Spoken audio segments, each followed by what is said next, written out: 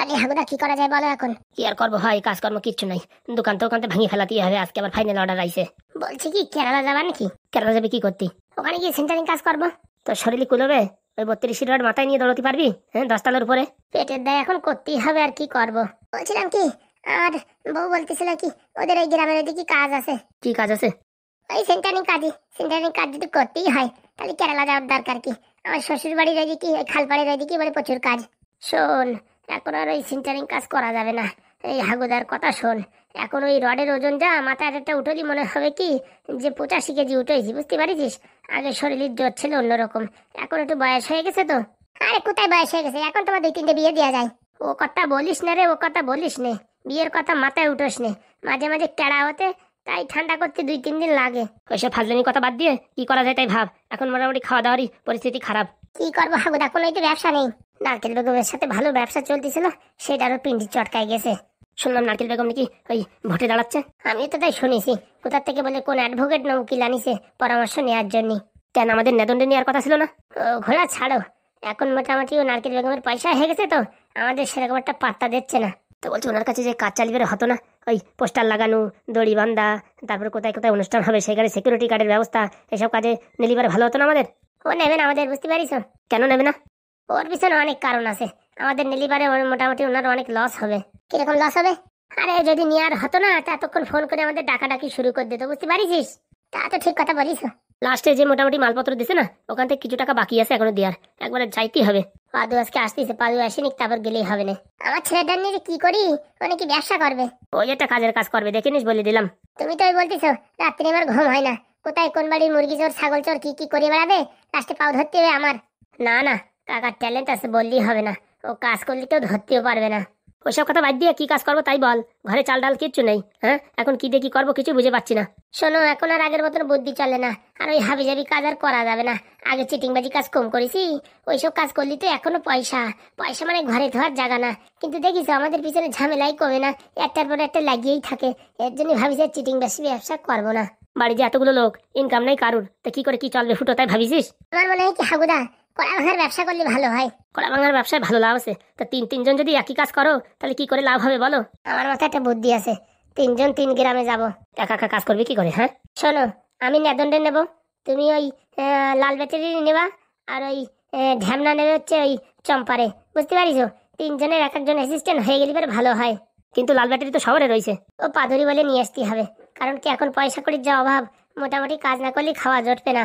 ভাগ্য ভালো ঢ্যামনা একা বিয়ে করেছে, যদি তোমার বউ থাকতো আমার বউ থাকতো তখন মোটামুটি দেখতে সংসারে কিরকম টানাটানি পড়তো। ও কথা ভাই বলিস না, ও কথা বলিস না, ওর নাম নিস না, শয়তানের নাম নিলেই কান্না হাজির হয়ে যায়। না না, তোমার বউ আর আমার বউ ওরা আসবে না, বুঝতে পারিস? ওরা কাপটি মারিছে, ওরা আর আসবে না। না আশাই মঙ্গলে ও কথা ভাবিস না, ওগুলো একটা বিষধর সাপ। বিষধর সাপ না, ওগুলো হচ্ছে ওই কি যেন বলে, লাউডুগা সাপ, নাফায় নাফায় পড়ে। আমার বউটা মাঝে ফোনা তুলেছিল, এখন আবার ঠিক আছে। না ভাই, তোর বউ ভালো আছে। তোর বউ না থাকলে এত মানুষ রান্না বান্না কে করে দিত বল? হাত পড়ায় পড়ায় আর রান্না করতে পারবো না। আগে যা করেছি, এখন আর মোটামুটি করা খুবই কষ্টের ব্যাপার, বুঝতে পারিস? দেখো পাদু কখন আসে, এটা মোটামুটি আলোচনা করে এটা কাজের ব্যবস্থা করতে হবে। বলছি সে নয় বুঝলাম, 3টে সাইকেলের দরকার। খালি 3টে সাইকেল হলেই হবে না, যে কড়া ভাঙার মাল কেনে সেই ব্যবস্থাও করতে হবে, তাদের সাথে যোগাযোগ করতে হবে। ও কাল করিয়ে না, তাহলে সারা জীবনে পয়সা দেখতে পারবে না, বুঝতে পারিস? তাহলে আমরা 3জন 3 জায়গাতে কালেকশন করিয়ে এক জায়গায় জোগাড় করবো, তারপর ডাইরেক্ট ডিলারের কাছে মাল বিক্রি করবো, তাতে প্রচুর লাভ হবে। তা ঠিক বলিস, কিন্তু ডিলার খুঁজে পাবো কি করে? শোন, খুঁজলি পারে ভগবান পাওয়া যায়, ডিলার পাওয়া যাবে না। তা ঠিক বলিস, তাহলে 3টে সাইকেলের ব্যবস্থা করতে হবে। সাইকেল কেনারও তো এখন পয়সা নেই, আর ওইদিকে তো শালা ব্যাংকেতে টাকাও দিচ্ছে না। পাদুর আসলে এর সমাধান হবে না। কাকা, এই তো পাদু চলে আইছে। কি ব্যাপার, সবার মুখ এরকম সিরিয়াস? মানে বুঝলাম না, আমাদের বাড়িতে সব লোক কমেডি মানুষ, কিন্তু আজকে সব সিরিয়াস যে। বলিস না পাদু, এখন পরিস্থিতির চাপ এরকম, দিন আনি দিন খাওয়া পরিস্থিতি। আরে কাকা, আমি তো এসে গেছি, কোনো টেনশন নেই। না রে বাবা, টাকা পয়সার বিশাল চাপ, 1 টাকা নাই বাড়ি, যে টাকা পয়সা ছিল সব খরচা হয়ে গেছে। কেন, চার দোকানটার কি অবস্থা হলো এখন? ও দোকান ওখানতে ভাঙিয়ে ফেলাতে হবে, আর এখন আমার হাতের চা সেরকম ভালো হচ্ছে না, কেন তা কে জানে। শোনো বাবা, আমি 2 দিন আছি, 2 দিনের ভিতরে একটা ফর্মুলা তৈরি করে দেবো, চার ভিতরে সেই জিনিসটা মিশাবা, লোকজন দেখবা খাওয়ার জন্য উড়কে চলে আসবে। তাই হবে ভাইপো? হবে মানে কি বলো? ভাইপো কেন বেরেকার তেল আর বিক্রি করবি না? ওইসব তেল তুল বিক্রি করা ছেড়ে দিছি, ওইসব ঝামেলা আছে, বুঝতে পারিস অনেক। তো বলছি পরীক্ষা কেমন হয়েছে সে কথা বল। পরীক্ষা একদম ফার্স্ট ক্লাস হয়েছে। আরে সে লাল ব্যাটারি কোথায়, তারে তো দেখছি না। ওই কলেজে একটু কাজ আছে, বুঝতে পারিস, আর এই সিকিউরিটি গার্ডটা একটু বাড়িয়ে গেছে, তাই স্যার বললো মোটামুটি ওর একটু 2 দিন পাহারা দিতে, তার জন্য ও রয়ে গেছে। দেখিস চেনে না জানে না শোনে না, তারে থুয়ে আইসিস। ও নিয়ে চাপ নাই, লাল ব্যাটারি আর আগের মতন নেই, এখন মালটার ভালো ট্যালেন্ট হয়ে গেছে। বলছি কি পাদু, আমরা ভাবছি কি কড়া ভাঙার ব্যবসা করব। কড়া ভাঙার ব্যবসা করবা? তাই না তো কি, পেটের দায়ে কড়া ভাঙা কেন, টিন ভাঙার ব্যবসা মোটামুটি চলবে। দেখ পাদু তুই কি বলিস না, এটা বাংলার ব্যবসা চলে কিন্তু। না না, ওইসব বাংলা টাংলা বেচার দরকার নেই, বুঝতে পারিস? কড়া ভাঙার ব্যবসায় ঠিক আছে। আর মাত্র 2 বছর পেরোতে আমি চাকরি পেয়ে যাবো, তখন আর মোটামুটি কোনো অসুবিধা হবে না, তোমরা বাড়ি বসে চুপচাপ করে খেতে পারবা। ওই 2 বছর অব্দি তো আমেশা বেরোয় যাবে রে ভাইপো, 2 বছর অব্দি আমেশা বেরোয় যাবে। এই 2 বছর করো, তারপরে মোটামুটি আমি দেখছি। বলছি ঠিকাদারির ব্যবসা করবো বলছি, এটা কি হয়েছে? না রে ভাইপো, কাজ হবে না, বিরাট ঝামেলার কাজ। ও শালা রড মাপেতে এদিক উঠতে 19-20 হয়ে গেলি, সব কিছুর একদম চোনা মারা দেখেছি। তারপর ভুলভাল হয়ে গেলি, ওই সব আমাদের ভরে দিতেই হবে। কালকে একটা দেয়াল গাঁথনি করেছি আমরা, সে বাবা মোটামুটি উত্তর দক্ষিণ এক হয়ে গেছে। ও এখন আমাদের দ্বারা হবে না, ওই মোটামুটি গোড়াতে এখন প্র্যাকটিস করতে হবে। ওই হেল্পারি কাজ করতে 5 বছর সময় নেই। 5 বছরে এই নীল দাঁড়া পুরো বেকায় যাবে, এই কুজো হতি আর এই সুজা হতি। তাহলে তোমরা ওই কড়া ভাঙার ব্যবসায়ী করো, মোটামুটি ওতে ভালো টাকা লাভ। 2 টাকা 4 টাকা করে কিনে এনে 30 টাকা 40 টাকা করে বিক্রি করা যায়। তাই করবো ভাবিছি। বলছি কি লালটা কিন্তু শহরে রাখা যাবে না, বুঝতে পারছিস? ওটা বাড়ি পাঠাতে হবে। ওই হাগুদার সাথে লালটে পাঠাবো। ও মালটা কি আসবে ওখান থেকে কে জানে? আসবে বললি হবে, এখন পরিস্থিতি এরকম খারাপ, আসতেই হবে, কিচ্ছু করার নেই। ঠিক আছে কাকা, তাহলে এই বিকেলবেলা কথা হচ্ছে। আমার আবার তুই নারকেল বেগম ম্যাডাম ডাকিছে, বুঝতে পারিস? আর্জেন্ট ওখানে যেতে হবে। নারকেল বেগম ম্যাডাম ডাকিছে মানে? আমাদের তো কাউরে ডাকেনি, শুনলাম নাকি ভোটে দাঁড়াচ্ছে। হ্যাঁ, সেই কারণে আর কি ডাকিছে, কি দেখি করা যায়। বলছি পাদু, আমাদের একটু কাজে নিলে হতো না? না না, ওসব পলিটিক্সের বিষয়ে যাওয়ার দরকার নেই কাকা, বুঝতে পারিস? ওতে বিরাট ঝামেলা, মানুষের কোনো গ্যারেন্টি নেই, সকালে এসে তো বিকেলে নেই, সব সময় মনের ভিতরে একটা আতঙ্ক থাকে। পয়সা করি তো আছে, কিন্তু আতঙ্কও আছে। তো বলছি তুই যাচ্ছিস যে? আরে বাবা, আমার কাছে থেকে একটু সিদ্ধান্ত নেবে, কি দেখি করা যায়, বুঝতে পারিস? আমাদের অনেক হেল্প করেছে তো, ওই কলেজে অনেক জায়গায় হেল্প করেছে।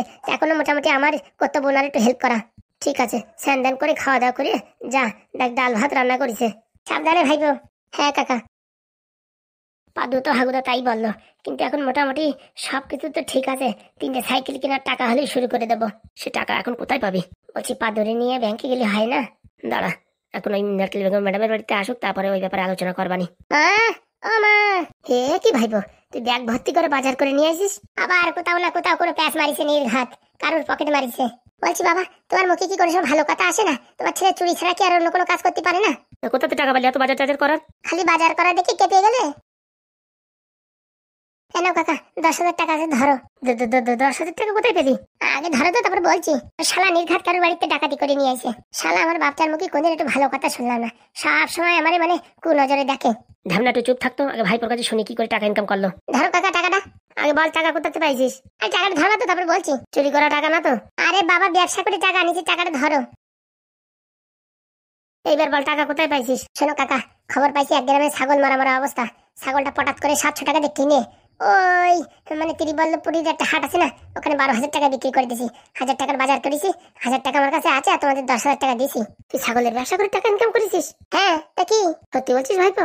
সত্যি মানে তোমার মাথায় হাত দিয়ে পারবে নাকি? কাজের কাজ হয়েছে, 3টে সাইকেলের টাকা হয়েছে রে, সাইকেলের টাকা হয়েছে।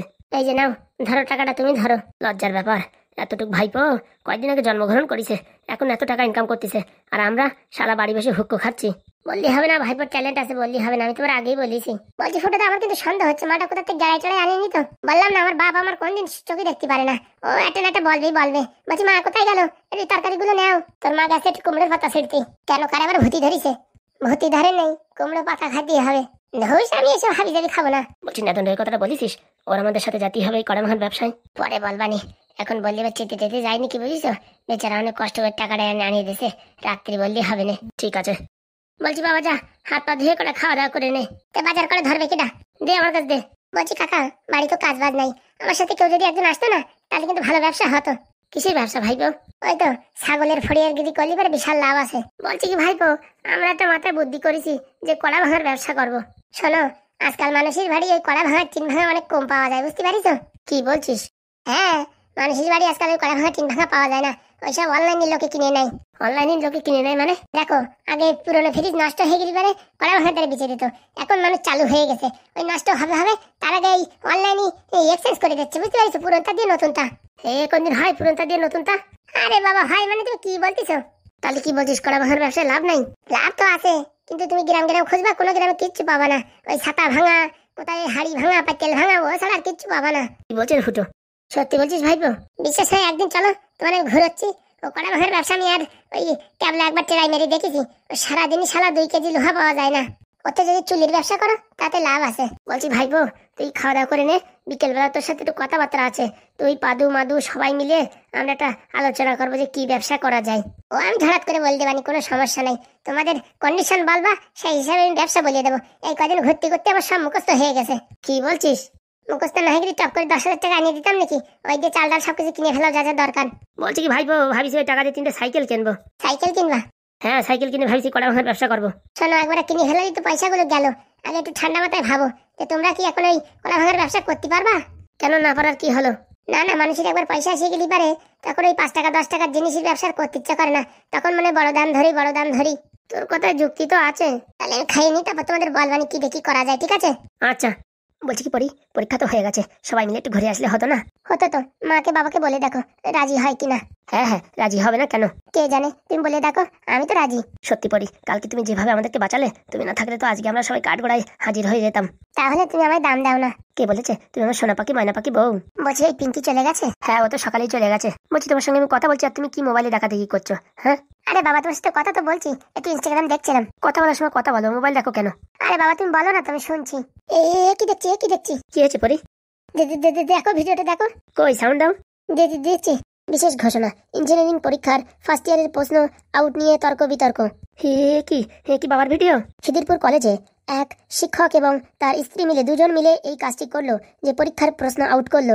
ভিডিওটি আপনাদের সামনে প্রস্তুত করছি, আপনারা নিজের চোখে দেখুন এবং বলুন এইসব শিক্ষকদের কি শাস্তি দেওয়া উচিত। ছেলেমেয়েরা প্রত্যেক বছর কষ্ট করে এত পড়াশোনা করার পর শুধুমাত্র এইসব শিক্ষকদের জন্য তাদের পরীক্ষার খাতা বাতিল হয়ে যায়। তাই এদেরকে কি শাস্তি দেওয়া উচিত নিচে তোমরা কমেন্ট করো। হে কি এই সর্বনাশ করেছে, ভিডিওটা তাহলে ওরা ছেড়ে দিয়েছে, আমাদের যে বললো মাফ করে দেবে। সব শেষ হয়ে গেল, সব শেষ হয়ে গেল। মা, ও মা তাড়াতাড়ি আসো। কি হয়েছে, ডাকছিস কেন? হ্যাঁ, রান্না বান্না করতে দিবি না নাকি? বাবার ভিডিও তোমার ভিডিও এই যে ভাইরাল হয়ে গেছে যে। কি বলছিস? হ্যাঁ আমার সত্যি দেখে যান। কই দেখি। হে বাবা, হ্যাঁ এখন কি হবে? ওই লাল ব্যাটারি আর পাদু যে বললো আমাদেরকে মাফ করে দেবে, এখন এই ভিডিও কি করে নেটে আসলো? আমি তো তাই ভাবছি মা, সব শেষ হয়ে গেল, আমাদের সব শেষ হয়ে গেল। কই সত্যবতী কোথায়? বলছি কি হয়েছে স্যার? চলো তোমার নামে রেস্টুরেন্টে আসে, চলো। কেন স্যার, আমি কি করেছি? চলো থানায় চললেই দেখতে পারবে। আমি কিছু করিনি দারোগা বাবু। ভালোই চলো, নাহলে হাতে হাত কড়া পরে নিয়ে যাবো। আমার স্বামী ওদিকে তোমার জন্য অপেক্ষা করছে, চলো।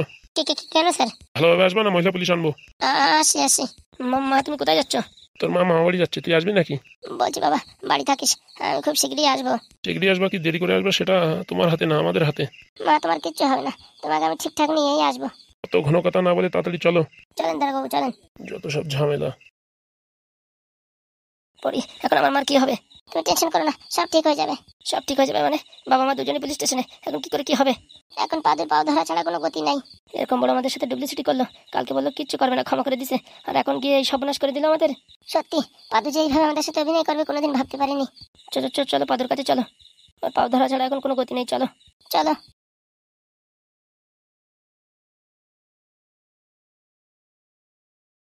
বন্ধুরা একটু সমস্যার জন্য ভিডিওটা একটু ছোট হচ্ছে, দুদিন ধরে একটা সমস্যা হচ্ছে, তাই জন্য একটু ভিডিও ছোট হচ্ছে, অ্যাডজাস্ট করে নাও বন্ধুরা। লাল ব্যাটারি ক্ষমা করে দাও।